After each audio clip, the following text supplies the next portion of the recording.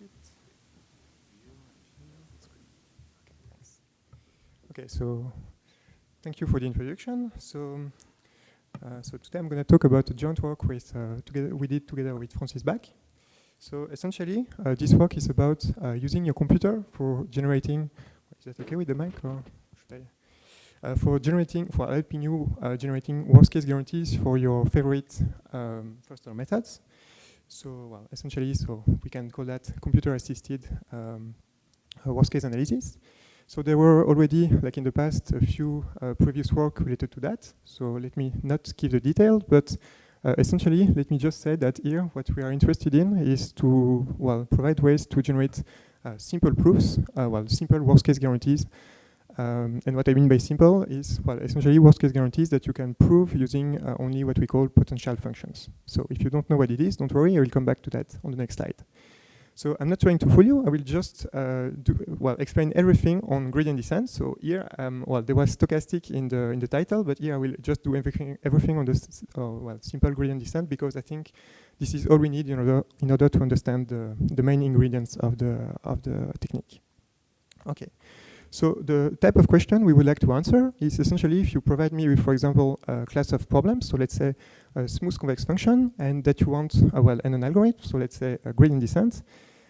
Usually what you want to do before trying to solve the problem is to be able to have guarantees on the quality of the iterates and the outputs that the algorithm will provide you. So for example, for gradient descent in that setting, it is known that the function value accuracy will decrease in 1/n. So this is the type of thing we would like to be able to automatically generate when you take small enough step size. Okay, so the thing is, the simplest way I think I'm aware of, at least to prove such a result, is actually to use what we call potential functions. So how does it go? Well, essentially, it's so for gradient descent, you can prove that this phi k is actually potential. And what does it mean to be a potential? It means that it's a decreasing function of k. So why is that nice? Well, essentially, it's nice because, if you agree, if you accept that this is actually a decreasing function of k, well, it's really easy to prove that gradient descent converge in 1/n function values, because it's just necessary to just align those inequalities. So, okay, you use just n of those inequalities. Then, just using the shape of the potential, you can easily agree, I think, that this potential at the iteration n is essentially lower bounded by n times the function values. The first potential value of the potential is proportional to the initial gradient norm, distance to optimality squared. And then if you divide everything by n, then you get the 1/n convergence. Okay, so this is what it looks to have a potential, essentially a potential-based proof. Okay, so now I showed you the overall principle. Let's try to use the same approach to prove, for example, something on the gradient norm. Okay, so if we just follow the same lines, essentially, what we have to do is to study. Well, the nice thing is that we have to study only one iteration of gradient descent. Okay, right. So this was essentially the main point of the previous potential. You just have to prove that for some potential we had like phi k plus 1 is smaller than phi k. But the bad point is potentially that we have to find a good shape for the potential, which allows us to prove something. Okay, so the starting point here is just that we have to choose a certain family of potential. So here I assume that we choose this one. Okay, so I think it is reasonable because it contains all the current knowledge that the gradient descent has at the current iterate. So the variable xk. The corresponding gradient norm and the function values. Okay. If you want, you can put something more general. I can explain that at the poster, but for now, let's stick with that. But now the thing is, you have to choose the parameters, okay, of this family of potential in order to satisfy two things. So the first thing is, you want the proof to be potential based. So you want to prove that, essentially you have decreasing potentials. Okay, so you have to choose those parameters in order to have a decreasing potential. And the second thing is, you want the sequence of potential to be able to tell you something on the gradient norm. Okay, so how can we do that? Well, so for the next slide, you will have to believe me a bit, okay? So if you are interested, you will have to come to the poster. I will not give many details. So essentially, for the first of those conditions, well, so what we want to prove is that we want a condition that allows us to verify that potential is actually decreasing. So if you provide me with the values of the coefficients, I want to be able to prove that for all, so smooth convex function and all xk. And actually, this thing, well, just for the notation, this is, I call two subsequent, well, two consecutive phi k plus 1, well, the set of decreasing phi k plus 1, I call it calligraphical V. So this condition, in fact, you can reformulate it. So it's a bit technical, but you have to trust me on this, as verifying that some linear matrix inequality actually is feasible. Okay, so don't worry too much about that. So the second thing is that actually this LMI is actually linear in the parameters of the potential function.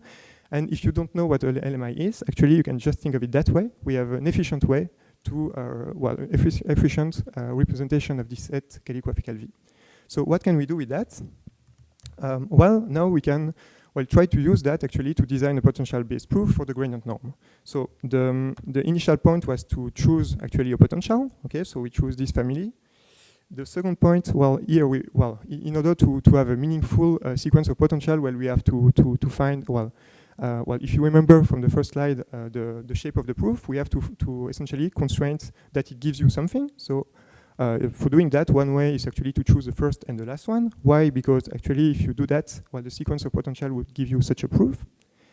Okay, so now the thing is, well, we want to be able to find a sequence of potential which allows us to prove like the largest possible value of Bn. And for doing that, well, the only thing you have to do is to essentially solve this problem. Okay, so, well, this is really like, as I said, so in English, it would be really find the largest possible Bn such that you can prove it using potentials. Okay, and it turns out that this, well, you can actually solve it using, semi-definite programming.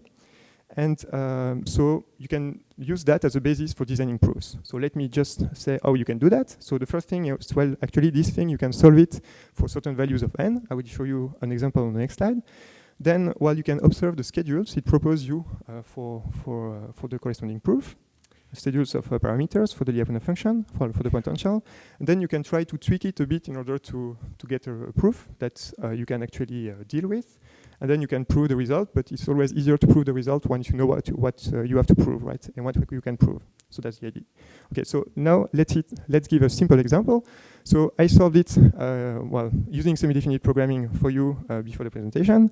So let's solve it for a few values of n. So if you solve it for n equal 1, well, the largest possible value for Bn will be 4. Okay, this is exactly what comes out of the SDP, which is nice. So you solve it for 2, it's 9, and you can continue like that. It's pretty clean, I think. So it gives you, hint on what you can prove. Now you can also just plot the schedules in order to essentially see what the solver tells you how you should prove it. So you see it's not that clean, but actually, if you continue like this, you can just clean it a bit.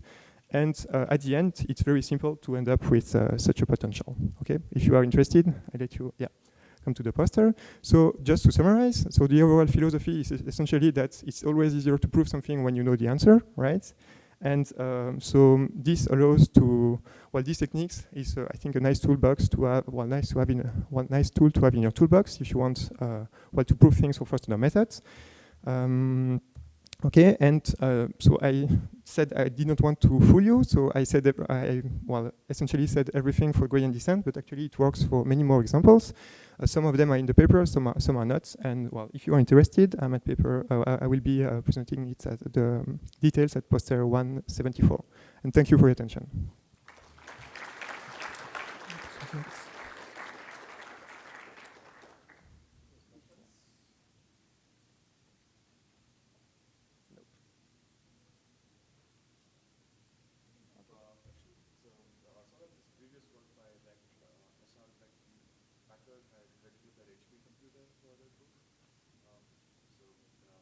What to do?